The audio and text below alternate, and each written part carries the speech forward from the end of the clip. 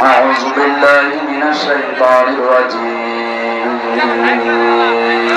بسم الله الرحمن الرحيم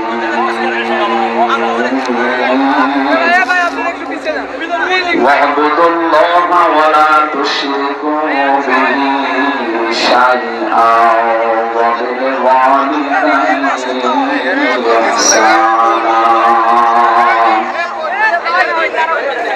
وبذي القربى واليتامى والمساكين والجار ذي القربى والجار الجنب والصاحب بالجنب وابن السبيل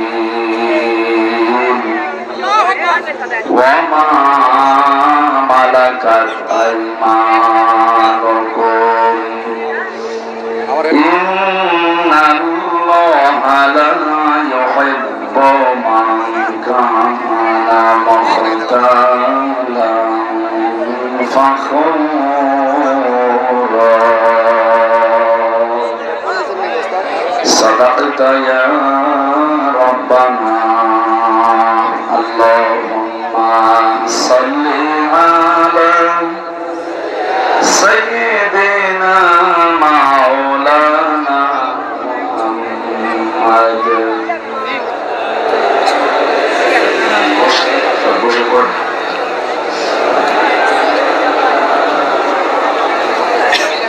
আলহামদুলিল্লাহ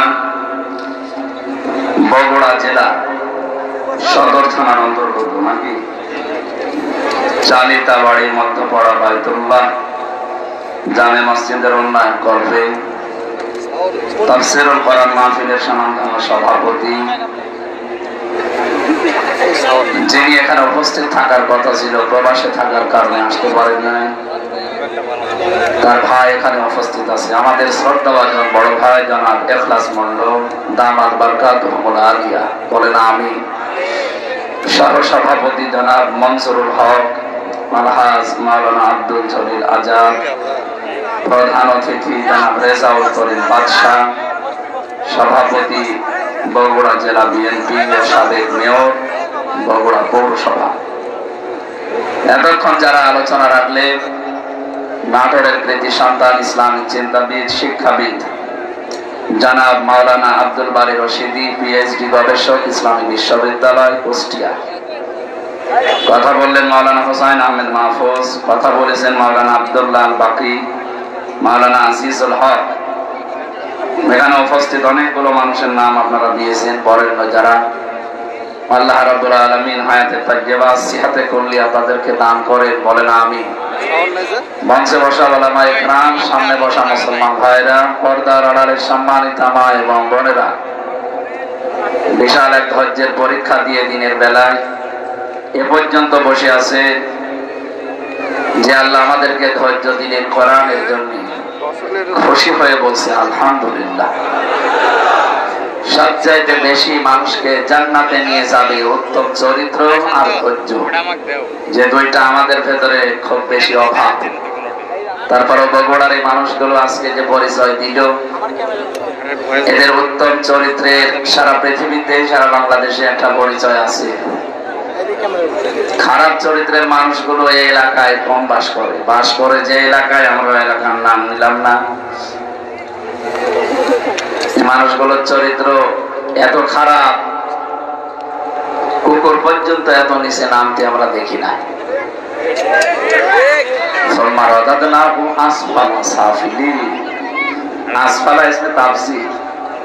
আল্লাহ তাআলা বলেন মানুষকে আমি সুন্দর করে বানিয়েছিলাম কিন্তু এরা নামতে নামতে এত নিচে নেমেছে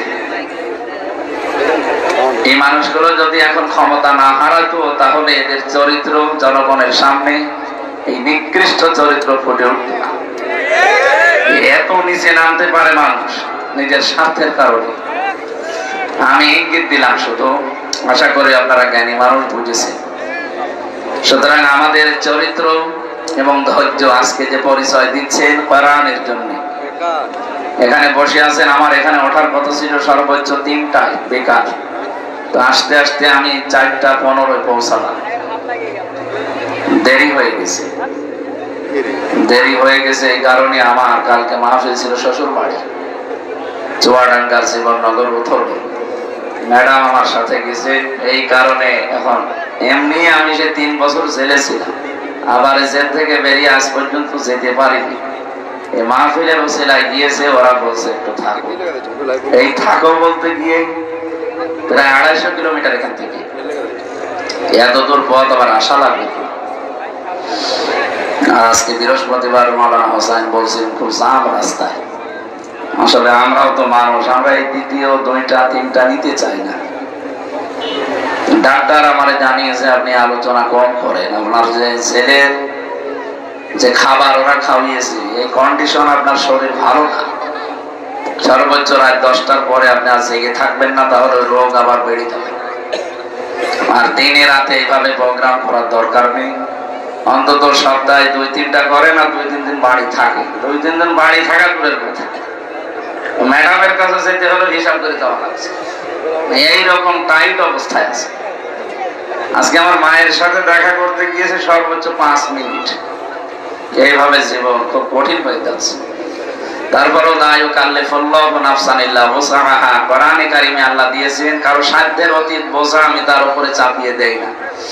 আমাকে আল্লাহ যে কষ্ট আমার উপরে যাচ্ছে, যদিও এইটা আমার দ্বারা সহ্য করা সম্ভব, এই জন্য আল্লাহ দিয়েছেন, না দিতেন না। আমার সাধ্যের অতীত যদি হয়ে যেত তাহলে আল্লাহ এই কষ্ট আমাকে দিতেন না। আমার সহ্যের ভেতরে আছে, এই জন্য অন্তত আমি টিকে আছি। আল্লাহ যেন দ্বীনের জন্য কষ্ট করার তৌফিক এবং ধৈর্য আমাকেও আপনাদের মতো দান করে। আমি ক্ষমা এবং সরি আপনাদের কাছে, অন্তত ঠিক সময়ে আসতে না পারার পর। কষ্ট যারা পেয়েছেন একটু বসেন না কেন? জায়গাটা খারাপ নাকি? জায়গাটা কি ভেজা নাকি? বসলে তো ভালো লাগে। যারা আসতেছে দেখবেন স্রোতের মতো মানুষ আসতেছে। বসেন বসেন, ওই জায়গাও পাবেন না শেষে। তাড়াতাড়ি বসেন, আমরা 1 ঘন্টার সময় পাবো মাত্র। তেলাওয়াতকৃত আয়াত থেকে তাফসীরুল কোরআন মাহফিল লিখেছে। এটা দুনিয়ার কোনো অনুষ্ঠান না, এর সম্পর্ক সব আখিরাতের সাথে। কিসের সাথে? আখিরাত তৈরি করার জন্য এই অনুষ্ঠান আমাদের আজকে দরকার। এখান থেকে আমরা কিছু পুঁজি তৈরি করে নিয়ে যেতে চাই। আল কাইয়িসু মান দানা নাফসাহু ওয়া আমিলা লিমা বা'দাল মাউতি ওয়াল আজিজু মান আতবা'a নাফসাহু হাওয়াহা ওয়া তামান্না আলাল্লাহ। তিরমিজি শরীফের হাদিস। বিশ্বনবী বলেন ওই নারী পুরুষ ওটা বুদ্ধিমান যে আখিরাতের জন্য কাজ করে আল্লাহর উপরে ভরসা করে।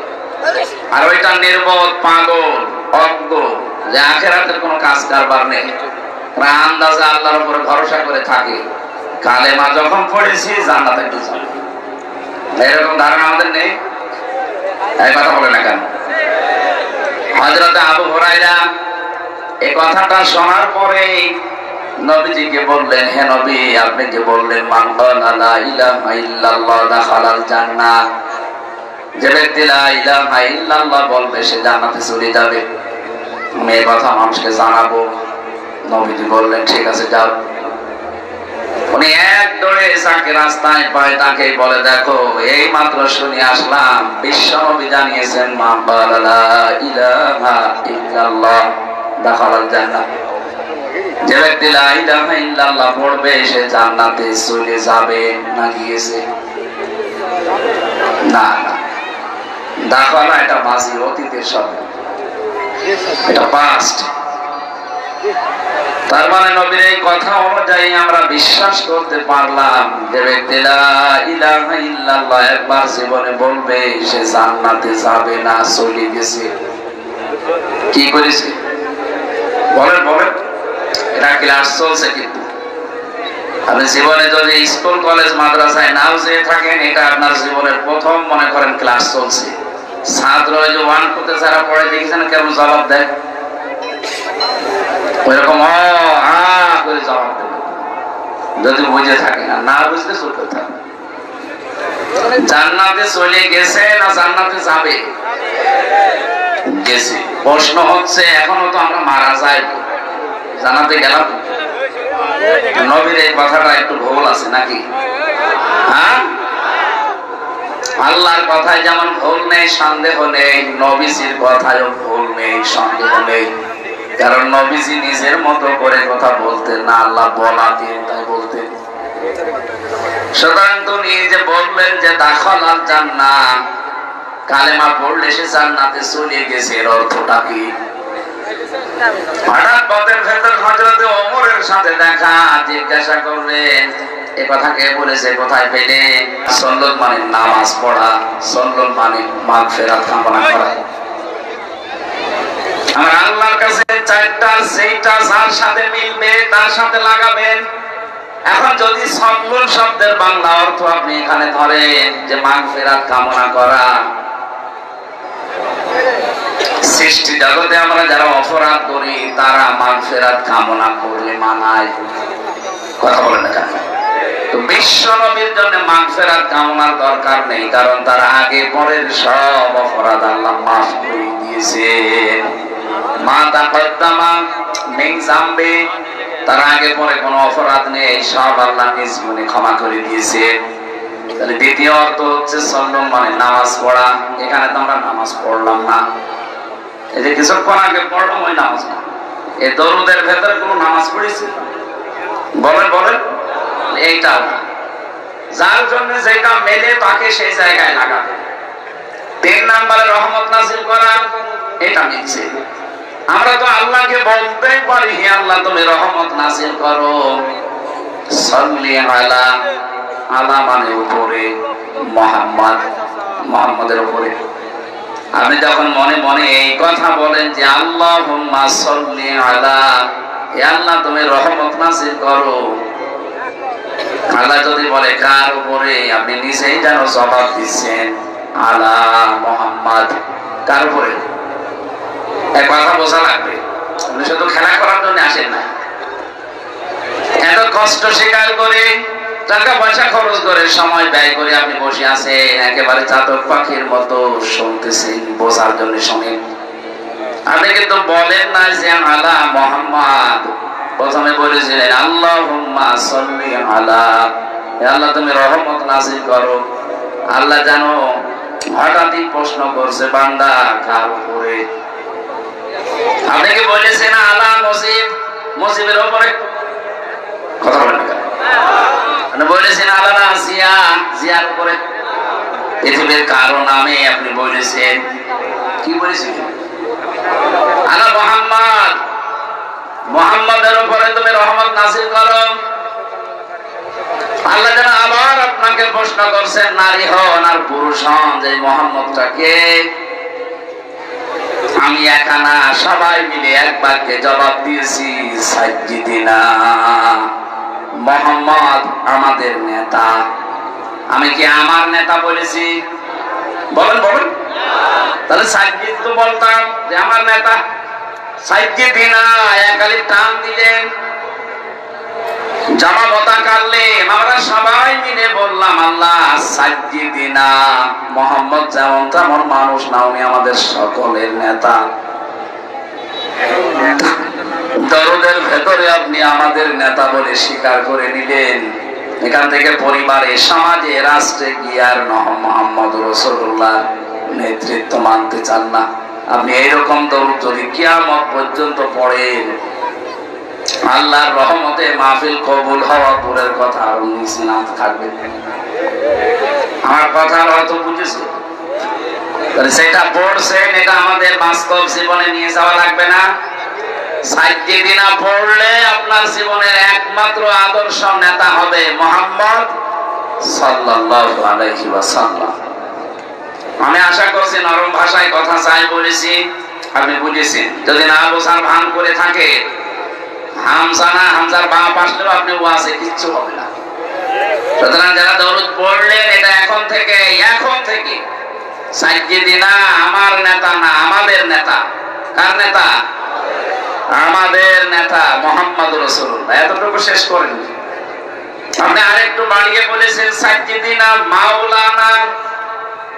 মাওলানা মানে আমির হামজা। কি মাওলানা মানে? অভিভাবক, পথ প্রদর্শক, গাইডলাইন দাতা, যিনি আমাদেরকে পৃথিবীতে জান্নাতের পথ দেখিয়েছেন, তিনি আমাদের আদর্শ অভিভাবক। এই জায়গায় শব্দগুলো বাংলাদেশ, ভারত, পাকিস্তানের মানুষেরা বেশি ভুল করে।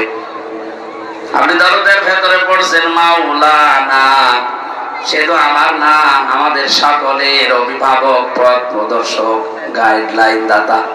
অথচ এখান থেকে দরুদ পড়ে বাইরে গেলে নবীজির পথ মতো আর চলতে চান না। তখন নিজে একটা পথ বের করে নেন। আপনি নবীজির 63 বছরের পুরা জীবন পড়ে দেখেন তো, আপনি যে জিকির করেন এই জিকির নবীজি জীবনী এইভাবে করেছে কিনা। আপনি যে বললেন মাওলানা তিনি আমার গাইডলাইন দাতা, যেভাবে গাইডলাইন দেয় আমি ওইভাবে ফলো করি, তো আপনার জিকির তো নবীজির ফলো অনুযায়ী হচ্ছে না। সুতরাং আজকে থেকে সিদ্ধান্ত নিয়ে যাবেন, আমি যাই করি না কেন, যদি আমি টয়লেটেও বসি, আমি মাওলানা এ ঘোষণা দিয়ে এসেছি বগুড়ার মাটিতে যে আমি গাইডলাইন পাবো, নবীজি যেভাবে টয়লেটে গিয়েছে আমি ওইভাবে যাবো। এই কথা বুঝতেছেন? আমার মনে হয় ফ্যানটা একটু ঘুরিয়ে দেন, আমার সমস্যা হচ্ছে। কেন এখান থেকে একটু টান দেওয়া যাচ্ছে না? একটু ঘুরিয়ে দিলে তো হবে। না ওইদিকে থাক, ওইদিকে থাক, যারা আছে তাদের লাগবে। ঠিক আছে, বসুন বসুন। আমার মনে হয় এখানে শিক্ষিত মানুষ আছে, এরা যা শুনছে যেভাবে যদি মানতে পারে মাহফিল সাকসেস। আর যদি এখানে সব রেখে চলে যায় তো আমার বেকার খালি বকবক করা হবে। একটু খেয়াল করে বিবেকটা কাজে লাগাবেন। আজকে আপনি টয়লেটে গেলেন, মুহাম্মাদুর রাসূলুল্লাহ যেভাবে গিয়েছে ওইভাবে ডান পা দিয়ে প্রবেশ করবেন, হবে?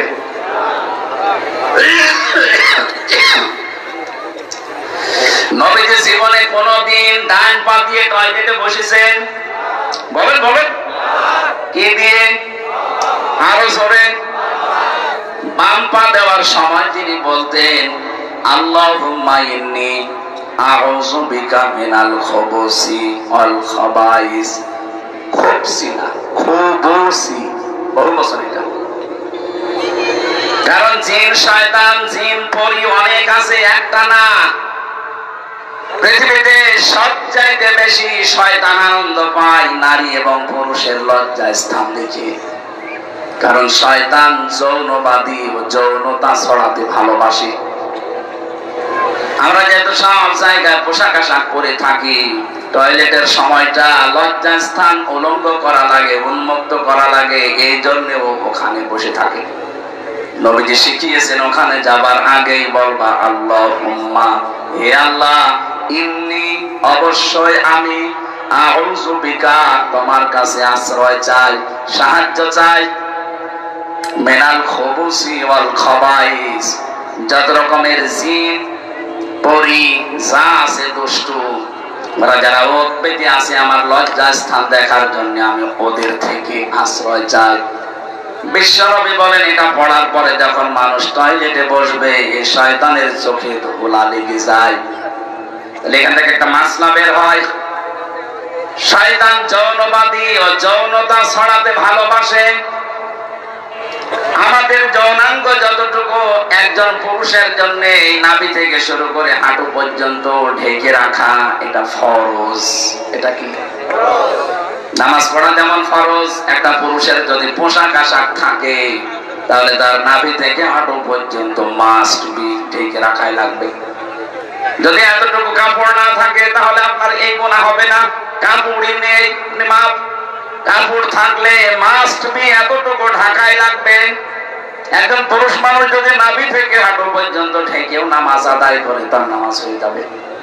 কিন্তু একজন মহিলা যদি নাভি থেকে হাঁটু পর্যন্ত ঢেকে নামাজে দাঁড়ায় ওর নামাজ হবে না, না হবে না।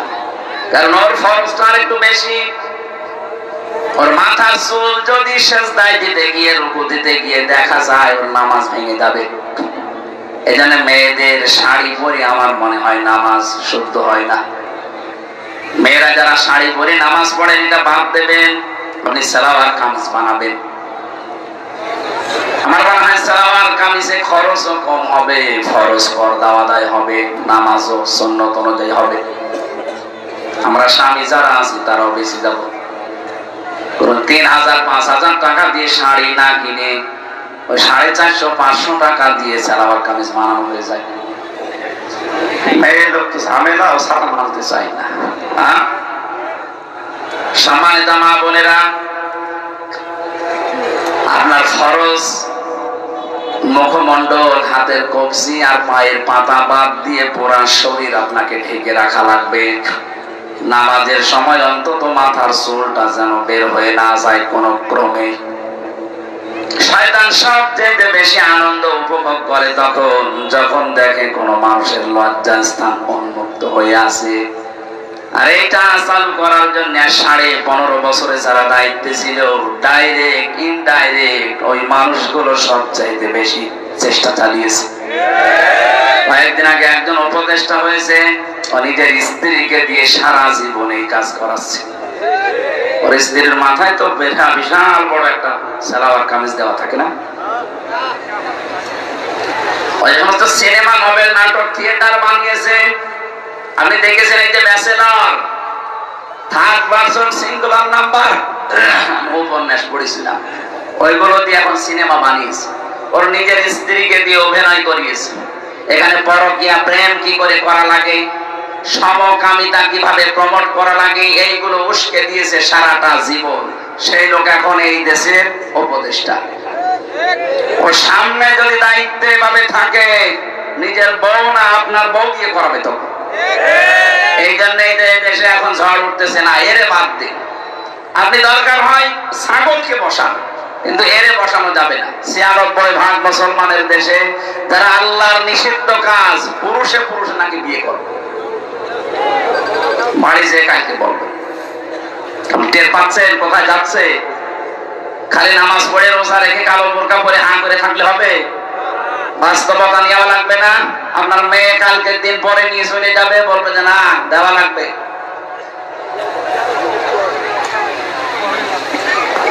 যেটা বোঝানোর জন্য বলছিলাম, বিশ্ব নবী বলেন যখন আপনি দোয়া পড়ে বসলেন, 8 মিনিট 10 মিনিট আপনি কাজ করলেন, বের হওয়ার সময় বলবেন গফরানাক, বাম পা দিয়ে বের হবেন। বলেন বলেন। প্রতিটি কথা থেকে শিক্ষা নেওয়া লাগবে যে আমি কি করি আর আসলে কি করা দরকার। ছোট কাজ না এটা। এইটাও নবীজি গাইডলাইন দিয়েছেন যে ডান পা দিয়ে এবার বের হবা, বাম পা দিয়ে বের হওয়া যাবে না। পৃথিবীর নিকৃষ্ট জায়গার ভেতরে যেহেতু একটা পায়খানা, কথা বলে না কেন, যেন ওখানে যতক্ষণ থাকবেন বাম পা দিয়ে থাকবেন। বের হওয়ার সময় আপনাকে যেহেতু দুনিয়া আরেকটু ভালো জায়গায় যাচ্ছেন, ডান পা দিয়ে বের হওয়ার সময় মুখ বন্ধ করে থাকবেন না। প্রথমেই বলা লাগবে গফরানাক, হে আল্লাহ আমি মাফ চাই। কেন? কারণ 8-10 মিনিট আমি তোমার কাছে ক্ষমা চাইতে পারিনি, আমি একটা কাজে ছিলাম, দয়া করে আমাকে তুমি মাফ করে দাও। আলহামদুলিল্লাহিল্লাযী আযহাবা আন্নিল আযা ওয়া আফানি, প্রশংসা তো তোমার জন্য, কারণ তুমি আমার পেট থেকে গান্ধা এবং অপবিত্র কষ্টদায়ক জিনিসগুলো বের করে দিতে। যদি তুমি না দিতে, এটা বের করার জন্য আমার আবার অপারেশন করা লাগবে। যাদের পাইলস হয়, অর্শ হয়, ফিস্টুলা হয়, আপনি দেখেছেন বাস্তবতার কারণে বলে 10 মিনিট 8 মিনিট না, ঘন্টার পরে ঘন্টা লোকটা বসে আছে ওই রকম জায়গায়। আল্লাহ যদি সত্যি আপনাকে গান্ধা জিনিস বের করে না দিতে, ওটা কেটে বের করে লাগার জন্য অপারেশন করা লাগবে। হাদিস পড়েছি, কোন মানুষ যদি সত্যি এই দোয়াটা পড়ার সময়, বের হওয়ার সময় আমল করতে পারে, এরকম কঠিন রোগ থেকে আল্লাহ তারে আস্তে আস্তে বাঁচিয়ে দেয়। জীবনে দোয়া অনেকে আছে পড়েই, বোঝানোর বিষয় ছিল যে দোয়াটা পড়ে আসলেন, গেলেন, 8-10 মিনিট সময় কাটালেন, পড়াটা নবীজির গাইডলাইন মতো হয়েছে, এই জন্য পড়াটাই ইবাদত। কথা বলে না, এটা যে ইবাদত মানেন তো? আপনি মনে করছেন আমি 10 মিনিট টয়লেটে থাকলাম, এটা আবার ইবাদত হয় কি করে? হ্যাঁ, কারণ এই তরিকাটা রাসূলুল্লাহর। এই তরিকা যদি আপনি আব্রাহাম লিঙ্কনের মতো করেন, আপনি যদি জো বাইডেনের মতো চান আর বের হন, ডোনাল্ড ট্রাম্পের মতো চান আর বের হন, ওইটা তখন আর ইবাদত হবে না। ওটা কিয়ামতের দিন আপনাকে আল্লাহ হাসিল করবে ওই ট্রাম্পের সাথে, কারণ আপনার গাইডলাইন দাতা, আপনার আদর্শ, আপনার অভিভাবক হয়ে দাঁড়িয়েছে পথ প্রদর্শক ট্রাম্প। কথা বলে না কেন? আমাদের বাস্তবতা শুধু মাওলানা পড়লে হবে? আমি তো একটা বললাম জিকিরটা। দুনিয়ায় যত রকমের কাজ আছে, প্রত্যেকটি কাজে সে অনুসরণ করা লাগবে মুহাম্মদ রাসূলুল্লাহ। কেউ বাজারে গেছে, কিভাবে দরদাম করবে, কিভাবে তার ক্রেতা বিক্রেতার বিক্রি হবে, এমন কোন কাজ নেই নবীজি জীবনে করেননি। আর আপনি ওই কাজের বাইরে কোন কাজ করলে আপনার মাওলানা মুহাম্মদ ওয়া আলা আলি সাইয়্যিদিনা কিচ্ছু হয়নি। তাহলে দরুদ শরীফ কবুল না হলে মাহফিল কবুল হবে? বলেন বলেন। আল্লাহ যেন আমাদেরকে সহজ ভাবে বোঝার তৌফিক দিন, বলেন আমিন। জেলখানায় আমি 3টা বছর ছিলাম, ফাঁসির কন্ডেম সেলের ভেতরে। আমার প্রতিদিনের তাহাজ্জুদের নামাজে এই দোয়া ছিল, আল্লাহ আমি বাইরে যদি জীবনে যেতে পারি। আমার আর আশা ছিল না যে আমি বাইরে যাব, কারণ ওরা যে অবস্থায় রেখেছিল মনে হচ্ছিল মারা যাবে। 24 ঘন্টা ওরা আমার নজরদারিতে তালাবদ্ধ অবস্থায় যোগাযোগ বিচ্ছিন্ন করে রেখে দিয়েছিল। জানতাম না যে বাইরে কেউ আছে না নেই। এমনি তো টেনশনে তো বিভিন্ন রোগ এমনি হয়নি, এই কারণে হয়েছে। কোনদিন আশা করি নাই যে বাইরে বের হব। তারপরও যদি আল্লাহ তুমি বাইরে বের করো, তো অন্তত তোমার বান্দা বান্দীদের সামনে যখন আমাকে নিয়ে যাবে, কোরআনের কথাগুলো, হাদিসের কথাগুলো এমন সহজ ভাবে যেন বলতে পারি, মানুষ যেন সত্যি সহজে, বাচ্চা যেমন মায়ের কথা বুঝে ফেলে, আমার সামনে যারা এরা যেন আমার সহজ ভাবে বুঝে। আপনারা বুঝতেছেন? বুঝতেছেন কথা? সুতরাং দরুদ শরীফ যে যে কায়দায় পড়ছেন হচ্ছেন, আপনার সাইয়্যিদিনাও ঠিক নেই, মাওলানাও ঠিক নেই। আপনি মাওলানা মানেন গিয়াসউদ্দিন তাহেরিকে, ও যেভাবে জিকির করে আপনি ওইভাবে জিকির করেন। তার মানে আপনার জিকির, আপনার মাওলানা গিয়াসউদ্দিন তাহেরি। এই কথা বলছেন না কেন? আপনার মাওলানা, আপনার জিকির হওয়া লাগবে তো মুহাম্মদ রাসূলুল্লাহর মতো। কথা বলেন না কেন? আপনার ব্যবসা হওয়া লাগবে মুহাম্মদ রাসূলুল্লাহর মতো। আপনার রাজনীতি হওয়া লাগবে মুহাম্মদ রাসূলুল্লাহর মতো। আপনার অর্থনীতি হওয়া লাগবে মুহাম্মদ রাসূলুল্লাহর মতো। হ্যাঁ, আপনি নামাজ পড়েন রাসূলের মতো, রোজা রাখেন ওনার মতো, ব্যবসা করেন আব্রাহাম লিঙ্কনের মতো। এলাকায় বহু মানুষ এমন আছে নিজে টাকা ছেড়ে রাখে, 1000 টাকা দিয়ে দেয়, প্রত্যেক মাসে 100 টাকা করে বেশি করে দেয়। এটা মনে হয় এখনো শুরু হয়নি। এলাকায় এই সুদের সাথে জড়িত, তাহলে সে মায়ের সাথে জেনা করছে। এই কাজ করছেন কারা? হাত তোলেন তো। আন্দাজে আপনারা মিথ্যা কথা বললে যে এলাকায় আছে, একটা লোক তো নেই। ওই রকম মানুষ এখানে আমি জানি যে আসবে না, কারণ ও আসলে তো ধরা খাবে। সুতরাং এখানে যারা আছে এই কাজের ভেতরে আমরা নেই। যদি কেউ থেকে থাকেন আজকে এই মুহূর্তে তাওবা করেছেন, না খেয়ে মরে যান ভাই। মায়ের সাথে জেনা করে মরে যাবেন, জেনার শাস্তি জানেন? কোরআনে কারিমে সূরা ফুরকানের 68 নম্বর আয়াতের মাঝে আছে, ওয়ালা ইয়াসনুন, জেনা করবা না, কারণ জেনা করলে ইদাফ লাহুল আযাব। আল্লাহ বলেন জেনার শাস্তি ডবল হবে। এখন যদি বলেন কই আমি তো কোনোদিনে জেনা করিনি, কিয়ামতে আপনার আমলনামায় এটা উঠে থাকবে যে আপনি মায়ের সাথে জেনা করে এসেছেন। যারা এই যে টাকা ছেড়ে রাখে, টাকা আসে। 1 বিঘা জমি আপনি আমার কাছ থেকে নিন, নেওয়ার সময় হয়তো 70-80 হাজার টাকা দিয়ে দিন। 1 বছর 2 বছর 5 বছর করে খাবে। টাকা যখন ফেরত দেব, জমি তখন ফেরত নেব। এই সিস্টেম এইটা সুদ ভাই। এটা কি বলে বাংলায়? এগ্রিমেন্ট। সে যে বাংলায় কি বন্ধকি। এই কাজে যেহেতু এটা জমিন না, এই যে বিভিন্ন জমি আছে, এখানে 1 বিঘা জমি দিলে 60,000 70,000 টাকা নেয়। 1 বছর পরে খাবেন, যখন টাকা ফেরত দেবেন তখন আপনাকে জমি দেবো। কারা কারা এই কাজে আছে? আমি কিছু বলছি না, হাত তোলেন।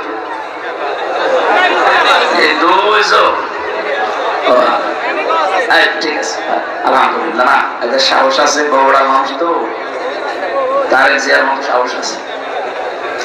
বলেন তো আপনি যে এই কাজ করে, কি না জেনে করে না জেনে করে? না জেনে। তাহলে এখন যেহেতু জেনে ফেলছে, এরপরও যদি করে, আপনি এতদিন বলতে পারতেন আল্লাহকে যে আল্লাহ আমি জানতাম না, আমি কি করব। এখন যদি বলেন যে আমি জানতাম না, তাহলে মিথ্যা বলা হবে। আর অনেকে মনে করছে আল্লাহ এ তো না আসাই ভালো ছিল। হ্যাঁ, এখানে একটা কথা আছে, যে মানুষগুলো এই ধান্দায় থাকে যে আমি জানতাম না তাই মানতাম না, তার ডবল গুনাহ হবে। একবার বুঝতেছে? কোন মানুষ যদি কোন বিষয়ে জানে কিন্তু মানে না, তার গুনাহ হবে একটা। আর কোন মানুষ জানেও না মানেও না, গুনাহ হবে কয়টা? দুইটা। কেন?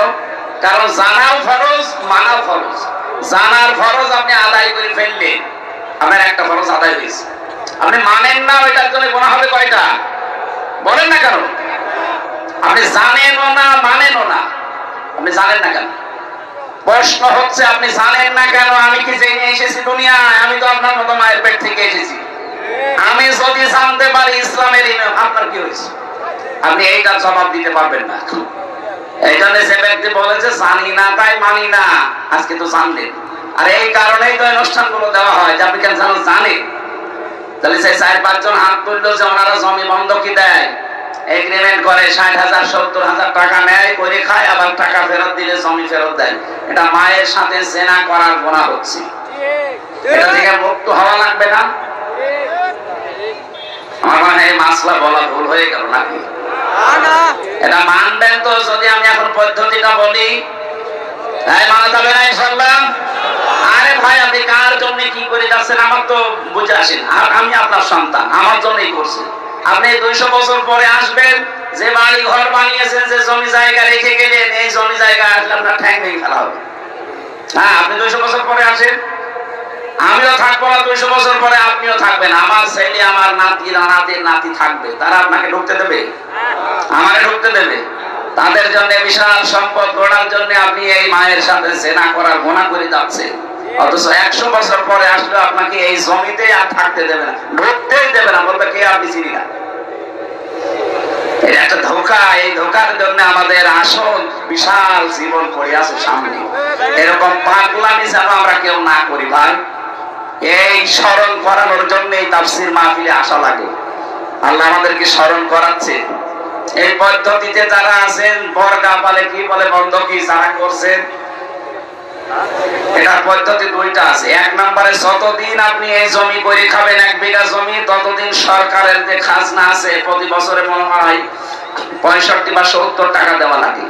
এখন কত আমি জানি না, এরকমই হবে সব বেশি হলো। আমি জেলে যাওয়ার আগে হিসাব জানতাম, এখন এই 3-4 বছরে আর জানি না। না 100 টাকা দেবে প্রত্যেক বছরে বছরে খাজনা দেওয়া লাগে না? এই খাজনা যতদিন আপনি চাষ করে খাবেন এটা আপনি দেবেন। আর যখন ওরে 1 বছর 2 বছর 5 বছর পরে টাকা ফেরত দেবেন, ওই 70,000 80,000, তখন কমপক্ষে 8-10 হাজার টাকা কম নেওয়া লাগবে। এই সিস্টেমে যদি নিতে পারেন তাহলে জায়েজ আছে, তাছাড়া হবে না।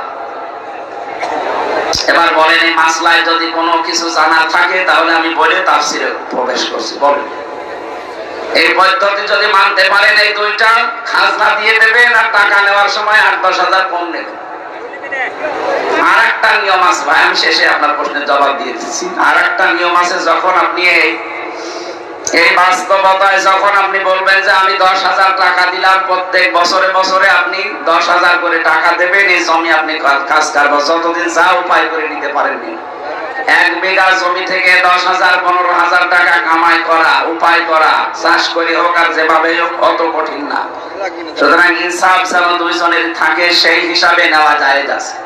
আমার কুষ্টিয়া মেহেরপুর চুয়াডাঙ্গাতে 1 বিঘা জমিতে সর্বোচ্চ 8,000 10,000 টাকা 1 বছরে দিয়ে দেয়, এইটা জায়েজ আছে। এটার আরবি নাম বাংলা নাম কি বলে আমি জানি না, খাই খালাসি।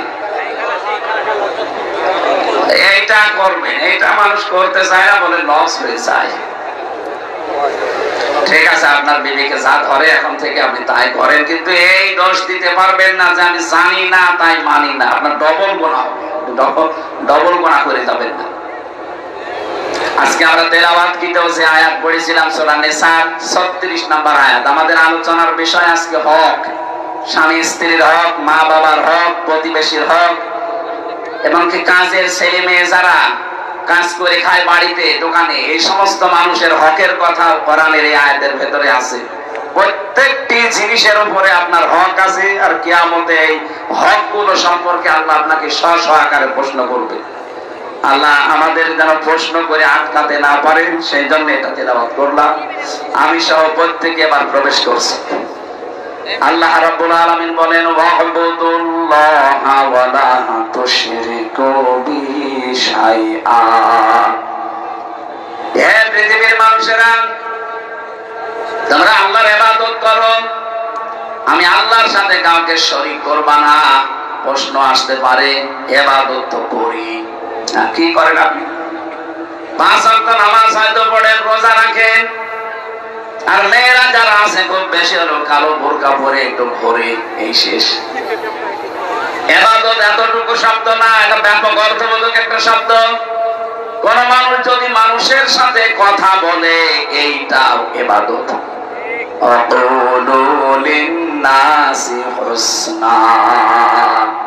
কেউ যদি মানুষের সাথে একটা ভালো কথা হাসি মুখে বলে, নবীজি বলেন এইটার দ্বারা তার একটা সাদকা দেওয়ার সওয়াব হয়। কত মানুষ আছে কথা বলতে চায় না, গোমরা মুখ, চুপ করে থাকে, কথাবার্তা এমনকি দুনিয়ার কোন স্বার্থের কারণে কথা বন্ধ পর্যন্ত করে দেয়। মুরগিতে ধান খেয়েছে, এতটুকু একটা অপরাধ, এই নিয়েও মাসের পরে মাস ঝগড়া, কথা বলে না। আপনি যদি মারা যান, এই অবস্থায় 3 দিন পার হয়ে যায়, দুনিয়ার কোন স্বার্থ নিয়ে কারোর সাথে গন্ডগোল, মারামারি, ঝগড়া ঝাঁটি, মরে গেলেন 3 দিন পর, আপনি বেঈমান হয়ে মরবেন, ঈমান নসিব হবে না। আমি তো জানি 3 দিন না, 3 বছর না, 30 বছর কথা বলে না ঠুনকো একটা বিষয় নিয়ে, একবার বলছেন না? এগুলো সব চাইতে পেছনে কলকাঠি নাড়াচ্ছে শয়তান, আর শয়তান মেয়েদেরকে দিয়ে এটা খেলায়, কারণ মেয়েরা শয়তানের জাল। ওরা যখন বেপরদায় চলে, শয়তান বলে ওদেরকে আমি জাল হিসাবে ব্যবহার করি। দেখবেন এই সমস্ত মহিলারা এগুলো তাল পাল লাগায়। যে এলাকাতে দেখবেন এই যে তালাতালি করা, এর কথা ওর কাছে লাগানো, মানুষের সম্পর্ক নষ্ট করে দেওয়া একটা গুনার কাজ। এটা যখন বেশি চালু হয়ে যায় কোন এলাকার ভেতরে, ওই এলাকার মানুষ ভালো হয়ে গেলেও তাদের দোয়া কবুল বন্ধ হয়ে যায়। মুসা আলাইহিস সালামের জামানায় একবার বৃষ্টি বন্ধ হয়ে গিয়েছিল বহুদিন। তিনি তার উম্মতদেরকে নিয়ে এরকম একটা ময়দানে দোয়া করলেন, 2 রাকাত নামাজ আদায় করে, রব্বুল আলামিন বৃষ্টি বন্ধ হয়ে গেছে। এগুলো না আমার উম্মত, আমার তো কষ্ট লাগে, কিন্তু এদের তো আমি বানাইনি, তুমি বানিয়েছো, তুমি তো মালিক, তোমার কষ্ট লাগে না, বৃষ্টি দাও। 3বার মোনাজাত করলেন, আল্লাহ বলেন হাত ফেরাও, বৃষ্টি হবে না। মুসা নবী তো নাছর বান্দা, তিনি আল্লাহর সাথে কথা বলতেন, ডাক দিয়ে বলে মাবুদ না দেওয়াই লাগবে, কেন দেবে না ওই কারণটা বলো। আল্লাহ তাআলা বলেন বৃষ্টি দিতে পারি, তুমি যাদেরকে নিয়ে দোয়া করছিলে এর ভেতরে একজন নামিমা তালাতালি করা মানুষ আছে। ওই লোকটা যতক্ষণ এই মোনাজাতে হাজির থাকবে, তোমার দোয়া নবী হলেও কবুল হবে না। হযরতে মুসা নবী বললেন, আল্লাহ তুমি শুধু নাম বলো, দেখো ওর কি করি। আল্লাহ বলেন না, আমি নিজেই নাম ধরে কথা বলতে নিষেধ করি মানুষকে, আর এখন আমি নাম ধরে দিলে তুমি ওরে মারামারি করবা, অপমান করবা, আমি এটা হতে দেব না। মুসা নবী বলেন, আল্লাহ তাহলে আমি টের পাবো কি করে? আল্লাহ পাক বলেন, তুমি এই মাসলাটা শুধু ওদের সামনে বলো, ওদের ভেতর থেকে যদি কেউ তাওবা করে নেয়, তাহলে আমি আল্লাহ আমি ভেবে চিন্তে দেখবো। উনি উম্মতদের সামনে বয়ান দিলেন, এখানে নবী একা না, সব নবী যদি এখানে এসে দোয়া করে, দোয়া কবুল হবে না, কারণ এর ভেতরে যে নামিমা তালাতালি করা মানুষ আছে। এই মানুষটা যতক্ষণ বের হয়ে না যাবে, তাওবা না করবে, ততক্ষণ পর্যন্ত এখানে বৃষ্টি নামবে না। আসলে সবাইকে আমি তাওবা করাই, তাহলে ওই লোকটাও তাওবা করবে। হযরতে মুসা তাওবা পড়লেন। তাওবা মানে এই যে আস্তাগফিরুল্লাহ রাব্বি মিন কুল্লি, এটা তো একটা বাক্য। তাওবা মানে অপরাধের স্বীকৃতি দেওয়া। মনে মনে বলেন আর সামনে প্রকাশ্যে বলেন, অপিন বলেন, আপনাকে বলা লাগবে যে আমি অপরাধী। এই যে অপরাধ বোধ, এইটা আমাদের ভেতর থেকে আনতে গেছে। অন্যায় করার পরে অনেক মানুষ বুক ফুলিয়ে টান করে বলে কি করেছি, কি করেছি মানে আপনি কি করেছেন? আপনার বিবেককে প্রশ্ন করেন তো। 15.5 বছরে যারা দায়িত্বে ছিল তাদের বিবেককে যদি একটু প্রশ্ন করে যে কি করেছি আমি, কত মানুষ আমার কারণে মিথ্যা মামলায় জেল খাটতেছে, মিথ্যা সাক্ষী দিয়ে তারে আমি ঘরে থাকতে দেই নাই, তার ব্যবসা বাণিজ্য বন্ধ করে দিয়েছি। না বগুড়া এগুলো ছিল না, সিলেটে জেলা আরো বেশি থাকার কথা। কত মানুষ এই দেশে কম হয়ে গেল, খুন হয়ে গেল। আয়না ঘরে আমি 14 বছর পর্যন্ত মানুষ দেখেছি এত বড় বড় নখ হয়ে গেছে, চুল দাড়ি গোপ মনে হচ্ছে যে জন্ম থেকে বেরিয়ে আসতেছে। এত বড় বড় নখ দিয়ে এই দেওয়ালের সাথে খুশিয়ে খুশিয়ে লিখে রাখতো মোবাইল নাম্বার দিয়ে যে ভাই আমি আজ 14 বছর হয়ে গেল, যদি এই নাম্বারটা বাইরে কেউ দিতে পারে বলবেন যে আমি বেশি আছি। কি করেছে আপনি টের পান না? আমি 10 দিন আয়না ঘরে ছিলাম, আমি টের পেয়েছি যে কি করেছেন আপনি। ওখানে 5 বছর 8 বছর 10 বছর 14 বছর একাধারে মানুষ পড়ে আছে, তাদের সাথে আমার দেখা হয়েছে। আর আপনি এখনো বলেন যে আমি কি করেছি। ওখানে যদি আপনার 14 বছর না 14 দিন রাখা যায়, আপনি এমনি হার্ট অ্যাটাক করে মরে যাবেন। এই যে এত বড় বড় অপরাধ করার পর এখনো পর্যন্ত অনেকের অনুশোচনা নেই, স্বীকৃতি নেই, অনুতপ্ত হওয়ার কোন আলামত নেই, আরো বৃদ্ধি বাড়তেছে। আপনাকে আল্লাহ ভালো বানাবে না, কারণ যারা অপরাধ করার পরে স্বীকার করে না তাদেরকে আল্লাহ শয়তান বানিয়ে দেয়। হযরত আদম ভুল করেছিলেন, স্বীকার করেছিলেন, আর শয়তান ভুল করার পরে স্বীকার তো করে নাই, আর আর্গুমেন্ট পেশ করেছে, বলা আনা খায়রুম মিনহু, আমি ওর চাইতে ভালো। কি করেছি আমি করে সেজদা দেব? এই যে এই কি করেছি এই কথা বলে শয়তান কে? যারা পালিয়েছে দেখেন তো, তারা এখনো পর্যন্ত মুখ চোখ থামে না। এই জন্য অপরাধ করার পরে যারা স্বীকার করতে চায় না, সে যে হোক, পরে আল্লাহ হেদায়েত থেকে বঞ্চিত করে দেয়। আর আমার তো মনে হচ্ছে 15.5 বছর যারা অত্যাচার, জুলুম, নির্যাতন, গুম, খুন আর মিথ্যা মামলা, মিথ্যা সাক্ষী আর চাঁদাবাজি, বিশেষ করে আয়না ঘরের সাথে যারা জড়িত, এদের কপালে মনে হয় আল্লাহ হেদায়েত দেবে না। এত কিছু করা হচ্ছে, এত কিছু বলা হচ্ছে, সতর্কবাণী না, এদের কোনো পরিবর্তন নেই, এখনো পর্যন্ত মুখ জোর করে যাচ্ছে। আল্লাহ আপনাকে যে পথ দেখাবে, কিছু থাকা লাগবে না, কি দেখে দেবে আপনাকে পথ? সব তো ফেরাউনের মতো কালো বানিয়ে ফেলেছে। এই কথা বলছে না? মানুষের সাথে যদি হাসি মুখে কথা বলা ইবাদত হয়, আর আপনি যে দায়িত্ব পালন করতো, আমার এই আয়না ঘরে আমি দেখেছি এই মানুষগুলো বাইরে এসে এরা সংসার করতো কি করে। ওরা তো মানুষই আমার মতো। 24 ঘন্টা একটা মানুষকে যে পায়ের ভেতরে হাত দিয়ে, সামনে রডের ব্যারিকেড দেওয়া, হাত দিয়ে ওরা টাইট করে বেঁধে দিত হ্যান্ডকাপ দিয়ে। আপনি বলেন তো 2-5 মিনিট 10 মিনিট পরে খুলে দিলে হয়, বছরের পর বছর এইভাবে আটকিয়ে রাখে একটা মানুষ। আপনি মানুষ, আর আপনি বলেন আমি কি করেছি? শয়তান পর্যন্ত ওই দৃশ্য দেখে আমার মনে হয় কাঁদবে। জালেমদের চোখে কাঁদা তো দূরের কথা, আরো উল্টা পাল্টা কথা, আরো হাসি তামাশা করতো। এই মানুষগুলো বাইরে এসে এরা এদের স্ত্রীদের কাছে থাকতো কি করে, এরা সংসার করতো কি করে? আমরা নাই ভেতরে মাটির নিচে থেকে, আপনাদের সাথে তো তারা বেড়াতো। এই মানুষগুলো তো যে কোনো মানুষের এলাকার মানুষেরা, এই বাংলাদেশের 64 জেলার এই দায়িত্বে প্রাপ্ত মানুষগুলো, এরা এই বিভিন্ন জেলার মানুষ না? এরা ছুটি নিয়ে অন্তত মাসে 2-5 দিন বাড়ি আসতো না? কিভাবে থাকতো আপনার সাথে? আমার তো বিশ্বাস হয় না, হয় গমের বড়ি খাইতো, নাই লাল পানি খাইতো, তাছাড়া ওর ঘুম আসা সম্ভব না। তাওবা মুসা নবী যখন করেছিলেন, তখন প্রথমে সবাই অনুতপ্ত হয়েছে, অনুশোচনা হয়েছে, ঘোষণা দিয়েছে যে হ্যাঁ আমরা অপরাধী। 2 নম্বরে জীবনের মতো এই কাজ আর কোনো দিন করবো না বলে সিদ্ধান্ত নিয়ে অটল থেকেছে। এগুলো নেওয়ার পরে আল্লাহ পাক বলেন এবার দোয়া করো। দোয়া করতে দেরি, বৃষ্টি নাজিল হতে দেরি হয়নি। কি বুঝলেন মুসা নবীর এই হাদিস থেকে? এখানে আমির হামজা কাবা শরীফের ইমাম যদি এসে দোয়া করে, আর ওই যে তালি করা লোক যদি নারী পুরুষের ভেতরে কেউ থাকে, আজকের এই মাহফিলে এই দোয়া কবুল হবে না, মাঠে মারা যাবে। সুতরাং এরকম তালি করার অভ্যাস যাদের আছে, এর কথা ওর কাছে লাগায়, ওর কাছে ওর কথা লাগায়, সম্পর্ক নষ্ট করে দেয়।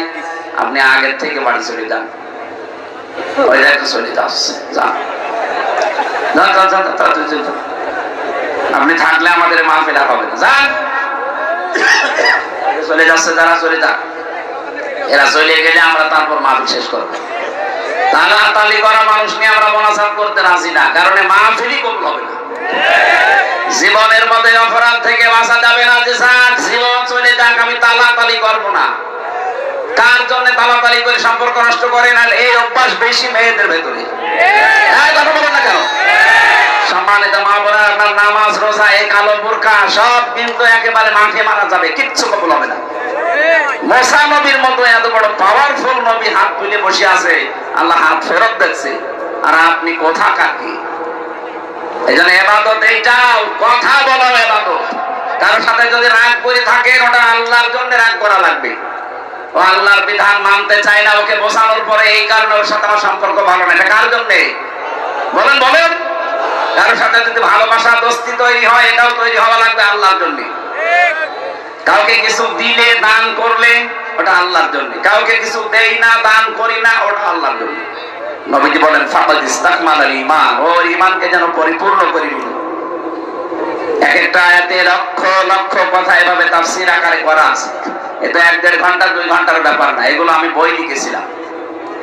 আপনি পৃথিবীর সৃষ্টি থেকে শুরু করে কিভাবে আল্লাহ সব বানিয়েছেন, তৈরি করেছেন, এগুলো সিস্টেম কি, কিভাবে আমাদের ইবাদত করা লাগবে, এগুলো জেলখানায় তো 3টা বছর এক ঘরের ভেতরে, একটা কবরের মতো, এদিকে 3.5 হাত, এদিকে 1.5 হাত, এতটুকু একটা জায়গায় পড়েছিলাম 3টা বছর। ওই কারারক্ষীদের কাছ থেকে খাতা নিয়ে কলম নিয়ে লিখতে লিখতে আমি বই লিখেছিলাম প্রায় 8টার মতো। ওই যে বাসতলা মনে আছে আমার গাড়িটা আছে, ওখান থেকে আপনার মেয়ের জন্য, বউর জন্য, মায়ের জন্য, ফুফুর জন্য বই নিয়ে যাবে, নিয়ে পড়াবে। বই মানুষকে কোনোদিন ঠকায়নি, ঠকাবেও না, যতটুকু হোক ওখান থেকে একটা জ্ঞান পাবেন। একটা সাদগায়ে জারিয়া সওয়াব হতেই থাকবে মরণ পর্যন্ত। আমরা মাগরিবের আযান আর 4-5 মিনিট আছে, এরপরে মোনাজাতের মাধ্যমে শেষ করে বইটা নিয়ে যাবেন, কাজে লাগবে, আশা ব্যক্ত করে শেষ করছি। আল্লাহুম্মা আমিন। লা হাওলা ওয়ালা কুওয়াতা ইল্লা বিল্লাহিল আলিয়্যিল আযীম।